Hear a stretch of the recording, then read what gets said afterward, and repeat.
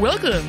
Wow, Erica, thank you so much for doing that intro. That was awesome. You guys are listening to the Brew Roots podcast, the podcast that tells you about your favorite beers. We haven't done that in a while, so That was weird. we're bringing it back. I loved it, though. I mean, we do more than beer, though, so Yeah, it's outdated. it is. But, you know, throwback. Throwback. Wednesday.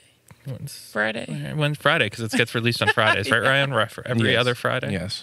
Yeah, but coming up in the upcoming months, upcoming weeks with the holidays coming up, we are going to be taking a little bit of a hiatus. So we do that every year. Every year. And then we come back in January better. Better than ever. Yeah. The real reason we're taking a hiatus this year is because Ryan's going to play World of Warcraft until the new year. Literally. Yeah, basically. Literally, yes. Yeah. So if any brewery wants to come on during that time, You can come on WoW with Ryan. yeah.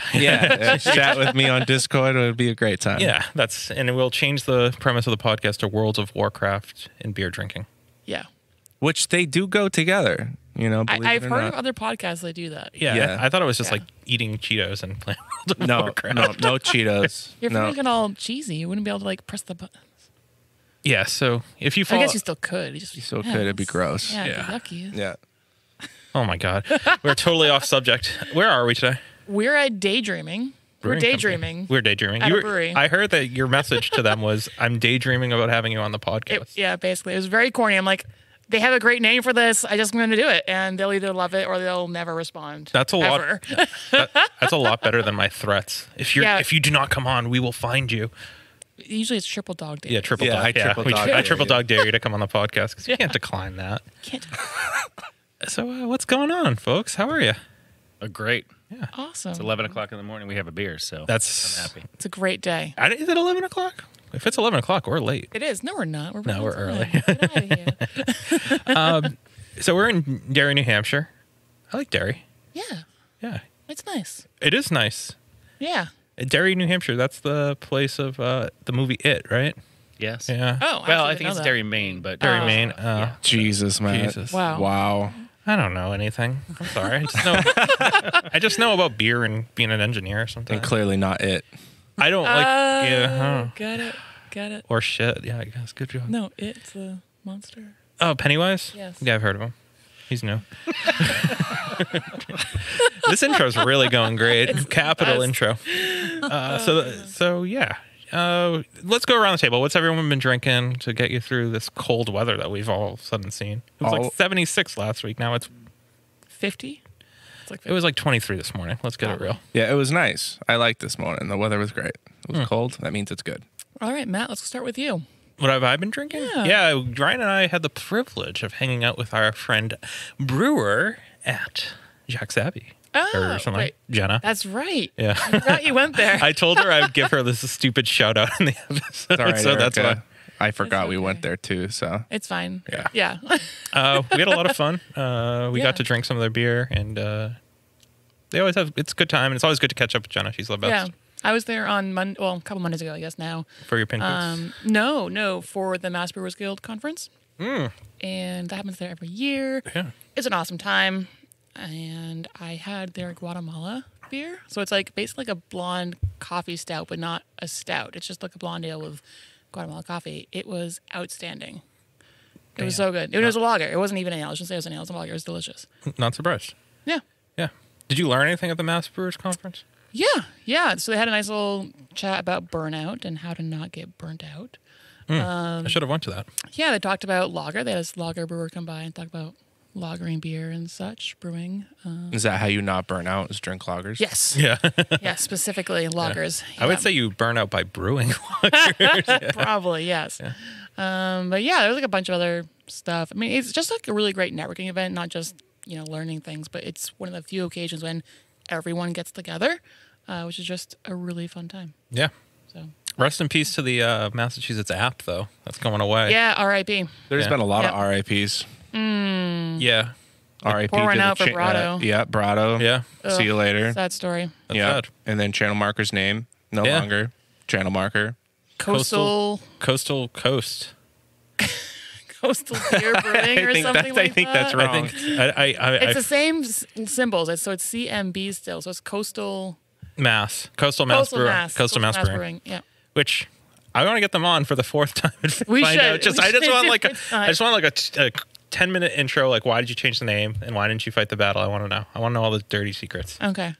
Sounds fun. Justin, I know you listen. What about yourselves? What have you been drinking?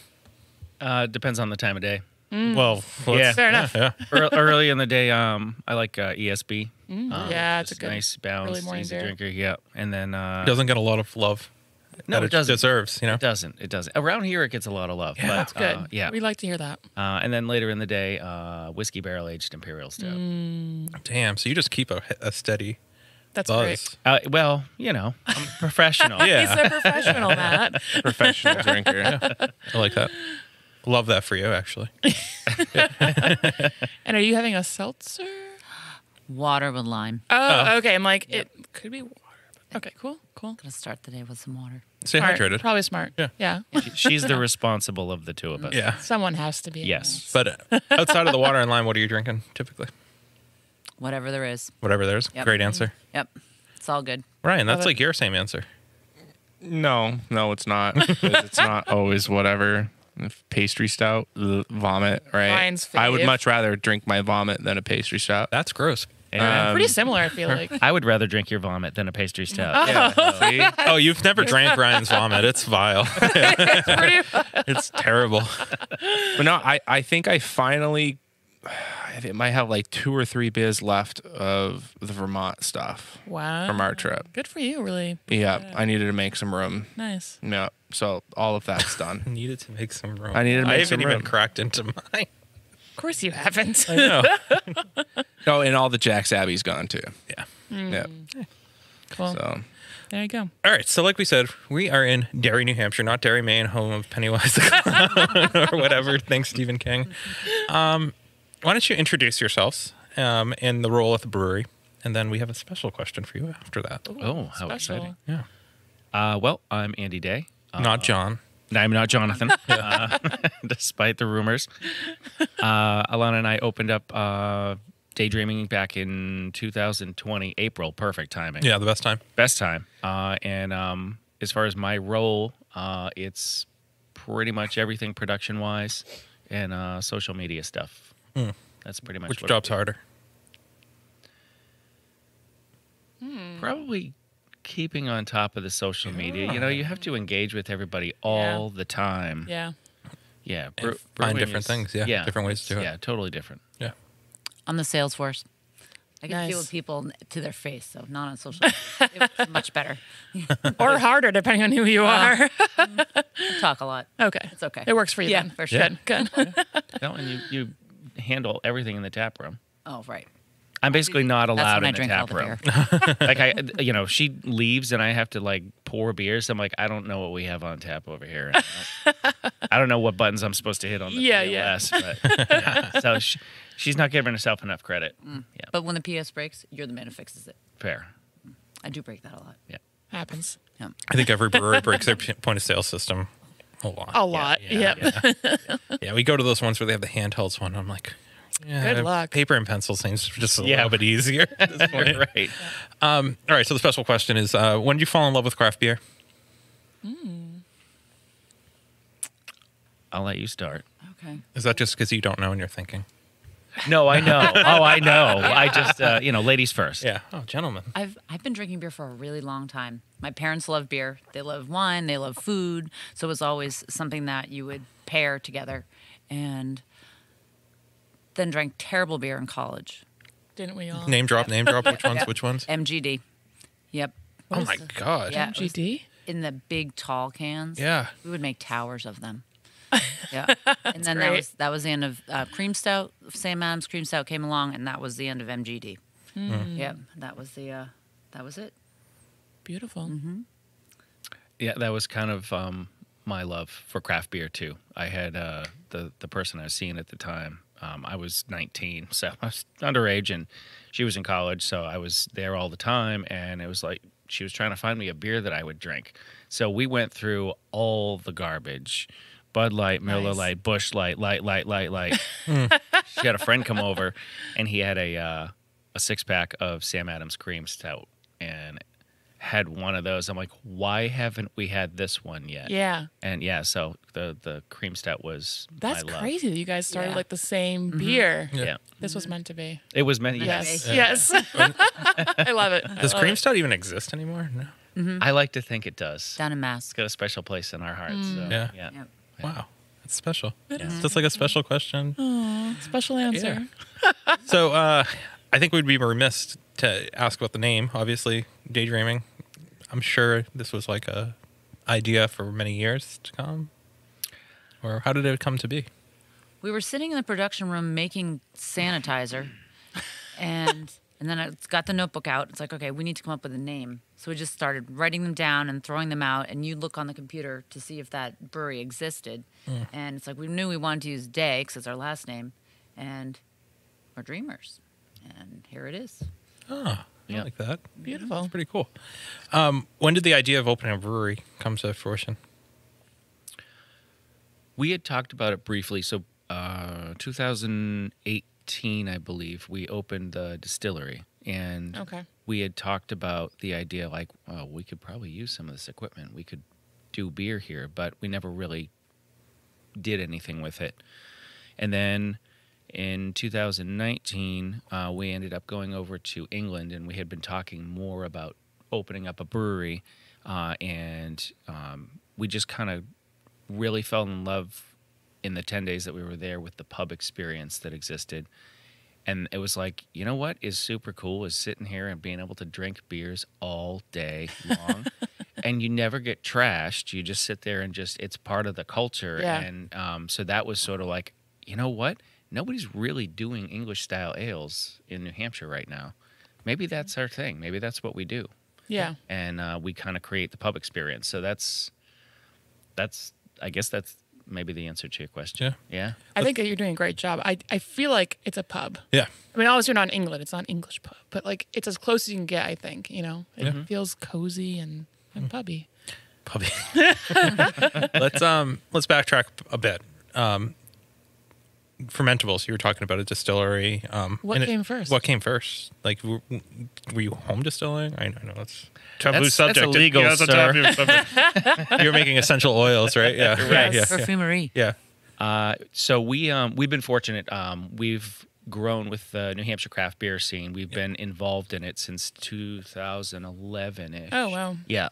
And kind of grown up around us. We've had 603, we've had Kelson, we've had Rockingham, From the Barrel. So it was super cool to be in this area.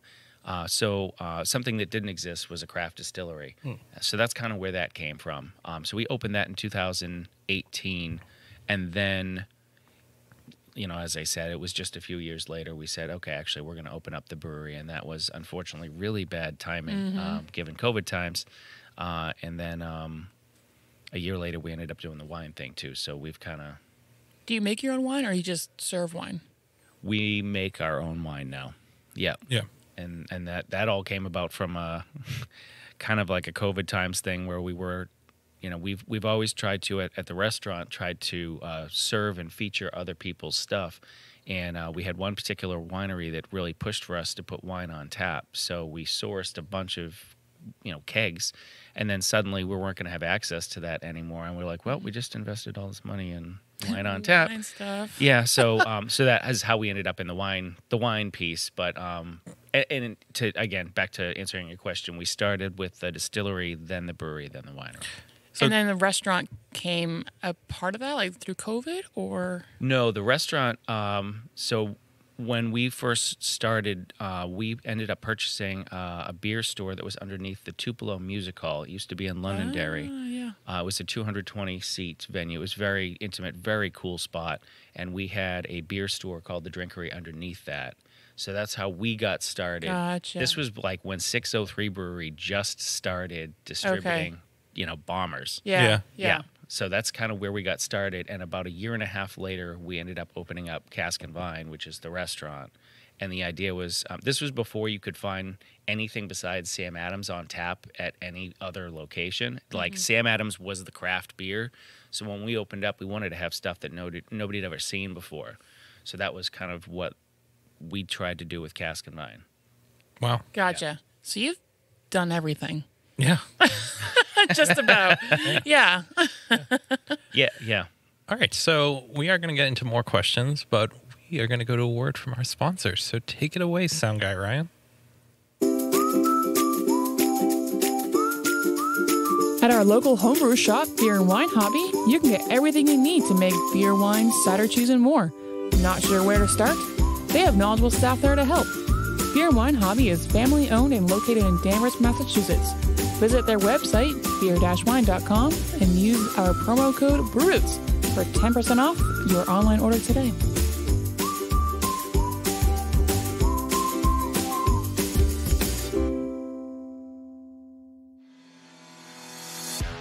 Shirts on Tap is the box subscription service for craft beer lovers. Each month, Shirts on Tap partners up with 7 different breweries from across the country and collaborates on a sweet custom shirt design. We've been teamed up with Shirts on Tap since the inception of the podcast and are proud to announce a new promo code for all of our listeners. To get your first shirt for $5 off, go to the link in our description below and use the promo code. And remember, drink better beer, wear better shirts.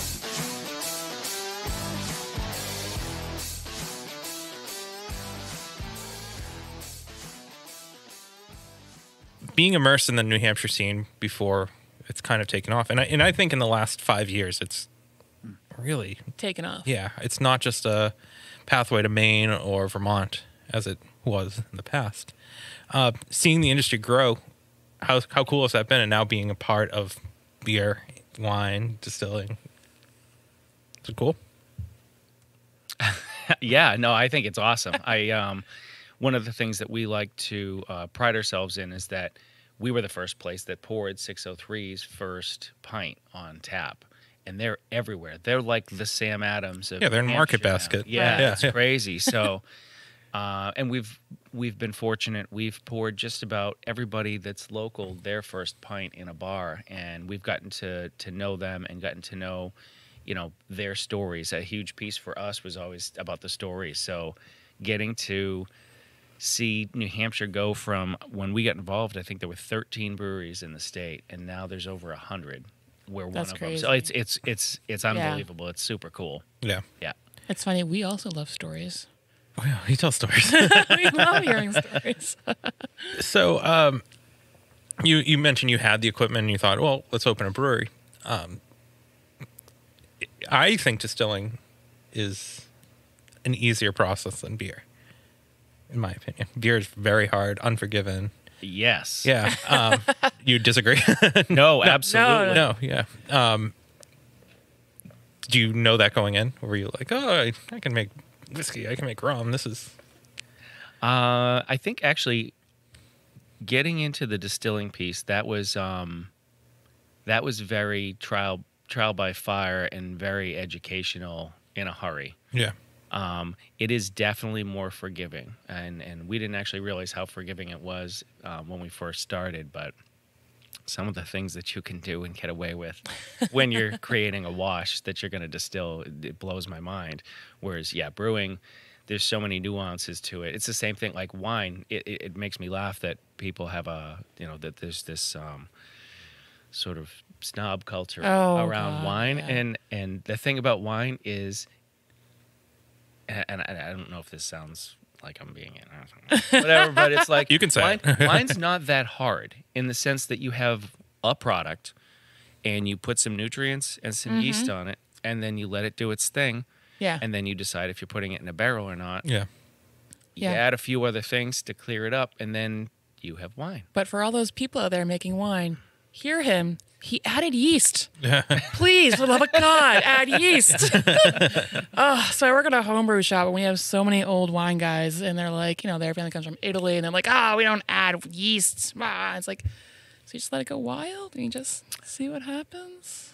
That's Cool. That's risky. It's so risky, Yeah. and I'm sure sometimes it's great. And I'm sure sometimes they it's have diarrhea. Exactly. Yeah. I'm sure sometimes it's really bad. And it's like, to fix all that and to guarantee it's going to be good, please just listen and take some yeast. yeah.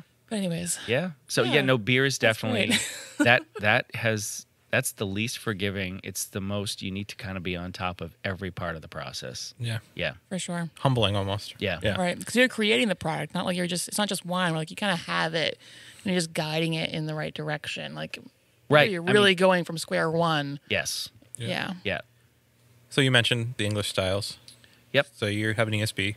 Yep. What else are you have to? We have a couple of different milds.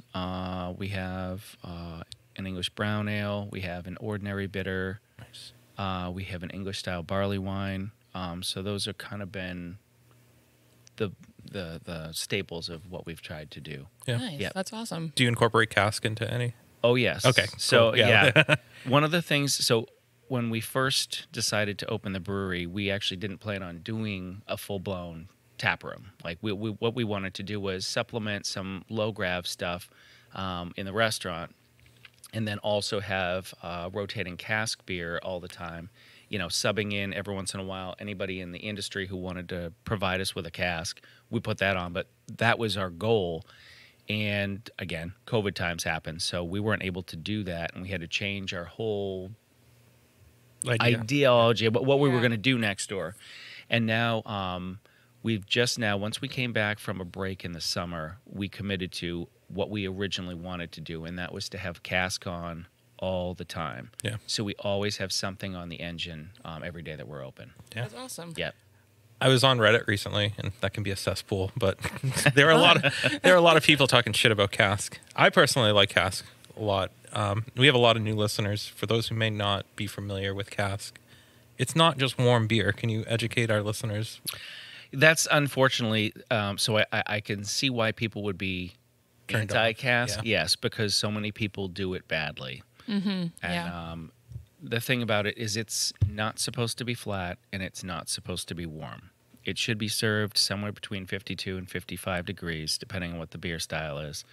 And it's naturally carbonated, not forced carbonated, which for, I guess, the layman out there is that when you have a beer that's finished, it's done fermenting, it is beer, and the next step would be to force carbonation into it. Instead, you put it into a steel cask, you add some priming sugar, and the yeast eat that sugar and create natural carbonation, which is part of the Brewing process anyway. Mm-hmm.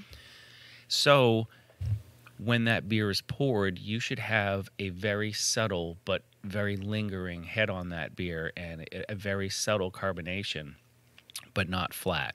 And I think that the problem is that anybody who doesn't know or respect or understand how to serve cask beer is doing it badly, and everyone else is thinking, okay, cask beer is flat and warm and gross. Yeah. I mean, I've gone to places that have tapped a cask and it's exploded on them. Yeah, right. So there's the proofs in the pudding, it's definitely carbonated. Yeah. Yeah. And Yeah. not just making casks, but also selling casks. I've been at a lot of places where like even the bartender will be like, "Oh, it's like warm beer." It's like it's not warm. It requires a lot of education. It does. Yeah. Yeah. Yeah. And educating the consumer. I Right. mean, I know. Right. So what's some things that obviously you have to tell them, like, oh, it's not warm beer, or, how would you sell cask beer to me?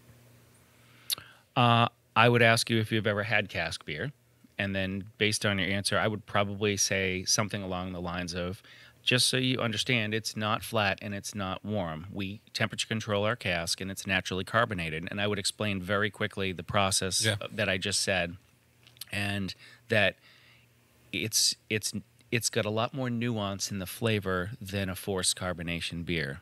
It's not for everybody, but I definitely encourage everybody to try it, especially with the fact that we're I think, doing it proper next door. Yeah. Have you converted a lot of people to trying cask?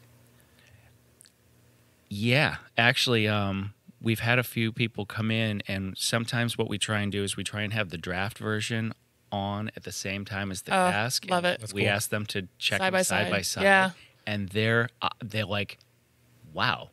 They start with the cask and like, that's really nice. And then they have the draft and like, no, the cask was way better. Oh, I'll that's have that. awesome. And then they hit the cask like 3 more times. Yeah. Nice. Yeah. The nice thing about a cask, it's always rotating. It's a new way to experience sometimes your Beer. favorite beer. Yeah. Yes. Yep. Yeah. I think a lot of breweries miss that. I mean, I think it'd be cool. It is, and it's one of the things that we've been able to do at Cask and Vine is, obviously working with our local brewery friends. They would supply us with a cask, and they would do something that they thought was interesting that wasn't a production beer. And one example for me was Rockingham Brewing Company. They have their Javelina IPA, kind of a West Coast style IPA, and they decided to throw habaneros in their cask, and we poured that, and we poured the hell out of that cask. And they were like, "Oh my God, you killed it in that amount of time!" Like, yeah. So then they decided they would do a draft version of it. Like, they did one keg, and we put it on here, crushed it. Nice. It's a production beer for them now. They That's do that cool. annually. Yeah. So it's like, this is an opportunity for breweries to, and they actually pour casks at their own brewery now. Nice. Yeah. It's a fun way to take a beer that people know and do something cool with it, play around, and give people another reason to, come out. Yeah. Yeah. And I Oh, love, you mean like- you don't have to make it a triple IPA? Yeah. Well, no, but it's cool to play with that too, though. I mean, cask beer doesn't always have to be the typical English styles. It's really fun to play around and do an IPA, like a traditional, like New England IPA on cask or something different, and just seeing how the hops and the aromas play with that. And it's a fun thing to play with and serve. Absolutely. So very cool. Yeah. This area, I feel like, very loyal to their brands. Do you have regulars? Without a doubt. Yes. Yeah. Tell me about the regular. What's the crowds like here? You see them more than I do. So, That's true. You hide in the back. no, I'm working. Yeah, you are working. Like Andy Day was saying, when we started 10 years ago with Cask and Vine, even before that, down at the Tupelo, people would come and buy craft beer because we were 3 bottle shops in the area. Yeah. And sold a couple kegs to a couple people, and then they kept coming back for bottled beer and new releases. And then Kelson started selling tall boys and stuff like that. And then they knew that we were coming to Cask and Vine and opening that. We did a lot of crowd fundraising. They followed us through that. People found us on Kickstarter, have stuck with us. Whole gamut. A lot of younger people trying craft beer, and they've stuck around. Kind of grown with you in a sense. Grown with us, yeah. Exactly. And then, what's next? What's next? On New Year's Eve, Andy Day always gets up on the bar and makes a new announcement about some next crazy idea that we're going to do. And we're still doing them. So, and they have, continued to follow us. Back to the cask, we have people coming up from outside of Boston because they can't find cask ales. So a lot of British gentlemen bring their wives. So that has been a new addition to our regular groups. So that's been a lot of fun, and they're thrilled. Very cool. Yeah. So what's next? Sake, kombucha. We talked about kombucha a little bit. Yeah. Holy infection, Batman. Yeah, no kidding. Right. That's for sure. Yeah. Yeah. So, holy infection. Do you guys stay away from sour beer? No, we embrace it. Yeah. Okay. Yeah, Cool, we cool. Our second anniversary beer was a lambic. It Nice. was fermented and aged in a barrel for almost the 2 years that we were open. Wow. Yeah, That's so awesome. it's scary. Yeah. What's it going to turn into? Yeah. And then even more, you start using equipment to keg and can and bottle, whatever. This is going to Yeah. ruin our brew house. yeah. Yep. Everything's a sour Yeah. now. Yeah. Yay. Yay. We're no longer an English Yes. style. Yeah, right. Yeah. We are now sours. Yeah. Coming next week is icy sour. Yep. Yeah. Exactly. With all these crazy trends that you see in beer, I guess go into we see milkshake IPAs, we see these thick fruited sours. Are you staying away from those? I mean, the trends and all that stuff. What do you think about them? I think by and large we are not following the trend. Man, maybe that's to our own demise, but You are brewing English style beer. So we are, yes, yeah, no, and we also, we're drinking a saison right now, so we also really like Belgian style beers, and I guess, we've done some, lagering, pilsner, Seems very traditional not just English, but traditional beer. tradition, yes, yeah, and I'm not going to say that we haven't done adjunct beers. We did one.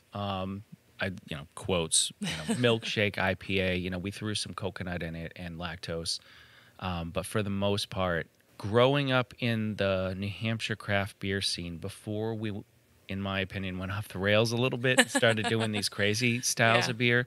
It was, when you create a beer that you can see through, that is pristine, like, you get respect from brewers that are, brewing, for, decades. Definitely. And that's kind of what, for me personally, brewing, that's what I want to do. I want to say, hey, you know what? I know that we grew up with beer and that, I was not trained professionally as a brewer, but I want you to see, like, we know I can and still respect do all beer. right. Yeah. So no, we definitely don't follow the trend. Yeah. No. So I'd love to dive into more of this. We would. But Ryan's giving us the hairy eyeball. He's giving us the hairy eyeball. We got to keep the lights on, so. Take it away. Are you a solo artist, band, podcaster, or anyone else who needs recording services? Well, we got a place for you where your vision can become a reality. Welcome to Small Pond Studios, built by hand with heart and sweat equity by musicians for musicians. Go to smallpondstudios.io to reach out to get more information. And make sure you let them know that Brute sent you.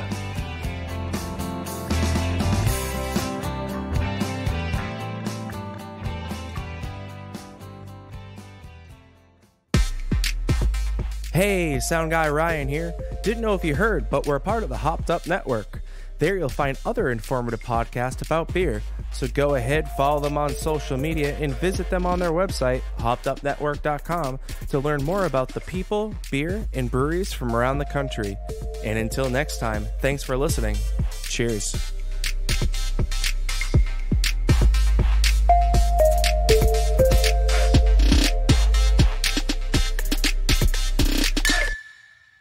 You talk about how you're all self-taught. Do you ever think about getting formally educated? I mean, what do you think about it? I think it really matters. I mean, obviously you're doing a good job. Your beer's great. Yeah. Thanks. You're welcome. No, I appreciate that. How do we add 10 more hours to the day? Yeah, right. Yeah, okay. it's Fair. When fair. we do this? You know what's funny is, like, that Yes. was going to be my question, was when do you sleep? Yes. Yeah. There are, so we're part of the New Hampshire Brewers Association, and which is an incredible resource. For sure. There's an annual conference that gets put on in New Hampshire, and a lot of the panels have to do with educational pieces, lab work, dealing with yeast, dealing with processes, and I would say every brewery in New Hampshire wants every other brewery to produce really good beer. Of course. So, if you have questions, you have issues or whatever, we have resources available to us. I have no problem, shooting a text over to Greg at Martha's Exchange and saying, "Hey, man, this is a situation I'm running into, and I haven't run into this before. Yeah. What do you think?" And He's probably seen it. yeah, that's the thing.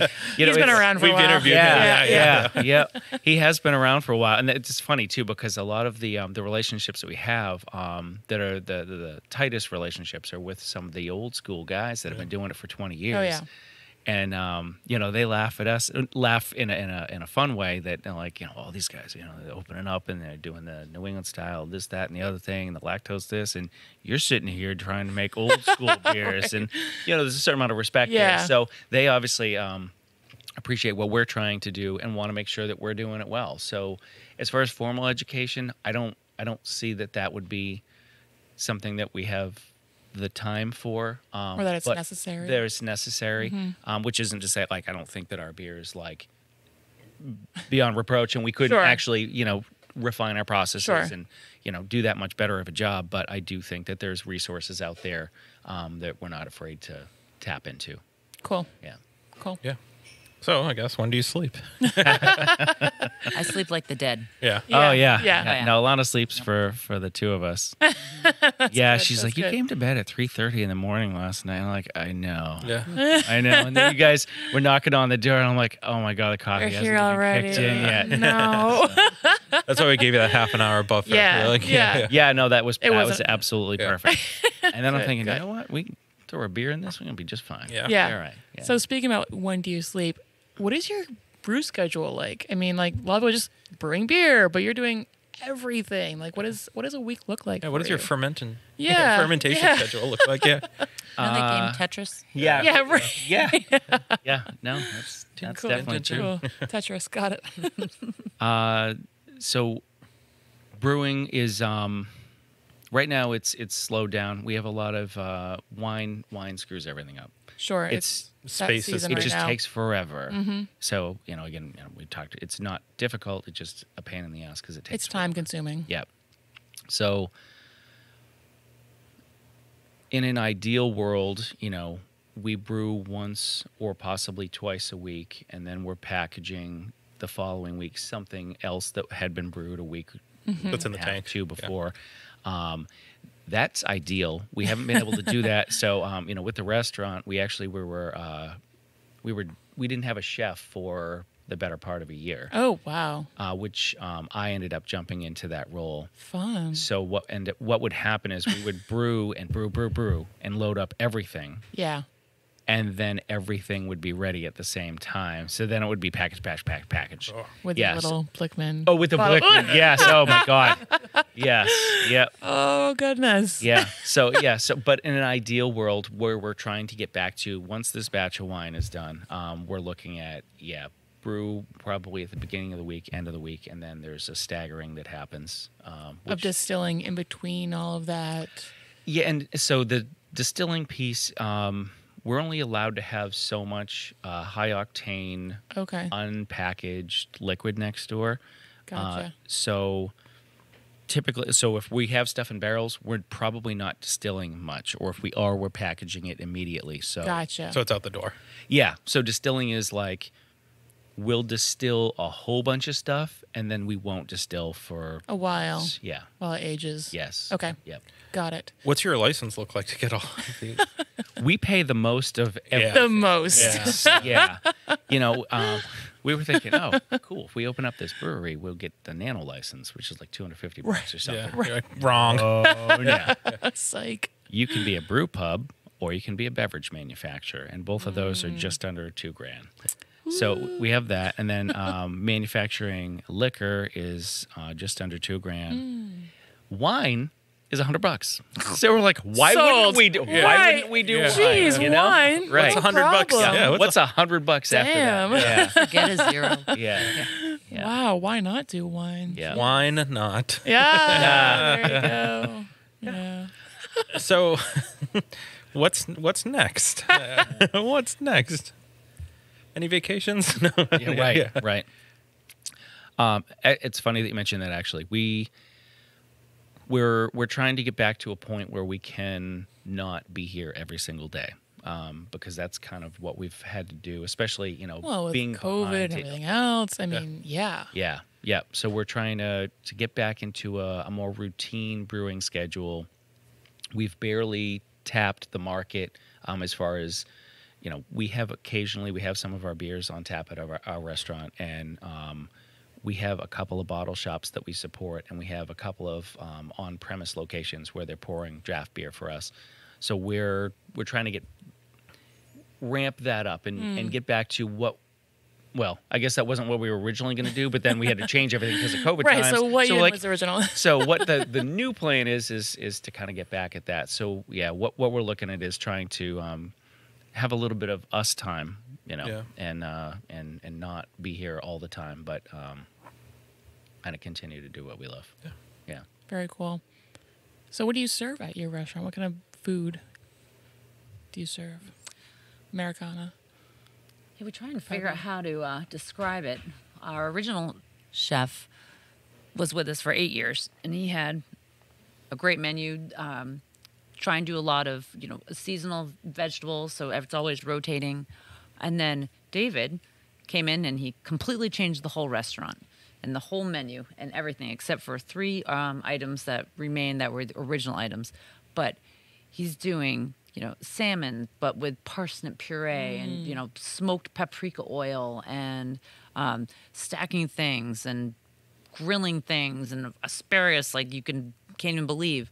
It's and homemade apple strudel with brie. It's just kind of Yum. it's comfort food, but it's but it's healthy. There's lots of vegetables. Yeah, it's healthy. Right. We're a health place. Yeah. There might be some butter, but Don't worry about that. Right. It's good for you. You feel good eating it. exactly. Yeah. What veal Awesome. also buco's on, you know, Oh, wow. with homemade cherry sauce. So it's just real food. Yeah, Yep. that's awesome. Yeah. Revisited how the Yeah. be way back, you know, using what you had at the moment. That's very Yeah. cool. It So also it's- seems like you support local. You have arts, like a craft display. Our artists rotate every 2 months. Awesome. Awesome. Yeah. It's fun. So it's a perfect location right downtown. It's a very walkable. Derry's a very walkable Yeah. city, right? Yeah. Yep. Do you just get that random passerby that's like, what is this place? They think we're a wine store. A wine store? Fascinating. For 10 years, I think we're wine store. Like, nope, we're a restaurant. One day they'll figure it out. Right. But we do make wine for $100. Yeah, right. Nice. Yeah. So this is impressive. I mean, we came in, we were like, we're just interviewing a brewer. That's a And then we brewery. started doing some research and we were like, these people must have no time to do anything. So why don't you shout out all the businesses that you have? What's the name of the distillery? Dware Distilling. Okay. Yep. And then Cask and Vine is the restaurant. Yep. And then the wine is Meadow Vineyards. Meadow Vineyards. Yep. And then obviously the brewery is Daydreaming. Yep. That's awesome. And you can find you all on social media. Yeah. I You assume? absolutely can. What is your Awesome. business? Do you have 4 different business cards or? It's a four-sided business card. Yeah. yeah. It's a cube. Yeah, no, at That's this great. point, I think we gave up with business cards after too, the kinda. distillery because it was like, okay, now, like, what do we do? Yeah. here? Yeah. Yeah. So we're just trying to tell people what we do. Cool. Cool. Yeah. That's awesome. I really like what you're doing. I think Yeah. it's cool, and it's important to have these styles stay alive and stay relevant.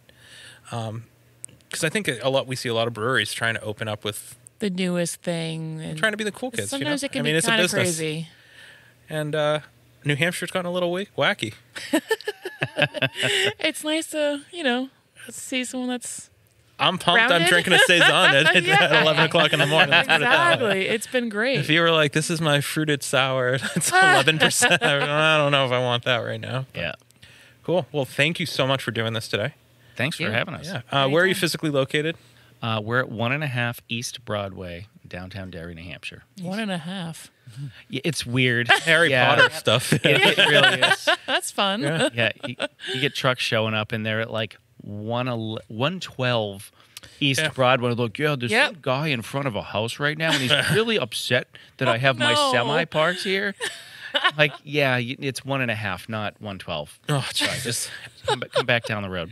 Turn around. The other thing I wanted to talk about, just real quick, the name of your beers. We were talking about Creamy Up Scotty, Yep. and the saison's called Con, right? Yes, yeah. Oh, so cool. Yep. So cool. Great beer names. Yeah. Are all your beers named after nerdy stuff? 'Cause They're all nerds. you have a dog named Chewbacca. I mean, I mean, Yeah. come on. I love it. yeah. It's the best. We actually Chewbacca. We have a friend who's like, you know what you need to do? You need to do a Bach and call it Chewbacca. Put him on the label. Like, Yes. you're right. That's Yes. on point. Yeah. That's next. We kind of go, I think, between certain names are for paying homage to Derry and the history of that, and then some of it is nerd stuff. We have a whole series of beers that are Dungeons and Dragons themed Oh, cool. beers. Yeah, so Stop it. No, we do. My We do. God. The next one is called Bardic Inspiration.